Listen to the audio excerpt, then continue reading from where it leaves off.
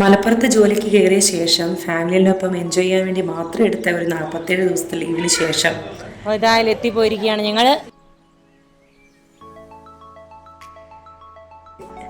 അമ്പോ, നമ്മുടെ ചെടികളൊക്കെ കണ്ടോ? എല്ലാം നല്ല വൃത്തിയായിട്ട് ഇരിക്കുന്നുണ്ട്.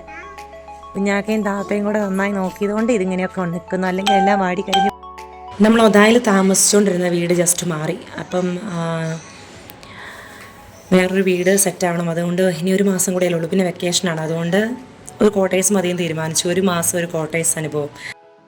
ക്ലീനിങ് ആയിരുന്നു വൺ ടാസ്ക്. എന്ന് വെച്ചാൽ പിള്ളേരെ കൊണ്ട് ചെന്നിട്ട് ക്ലീനിങ് ഒക്കെ നടക്കില്ല എന്ന് ഉറപ്പായിരുന്നു എനിക്ക്. അതുകൊണ്ട് തന്നെ കുഞ്ഞാക്കിനോട് പറഞ്ഞ് സെറ്റാക്കിയിട്ടുണ്ടായിരുന്നു. കുഞ്ഞാക്ക് അതിനെ ക്ലിയർ ആക്കി വെച്ചു കേട്ടോ. ഇതായിരുന്നു കോലം.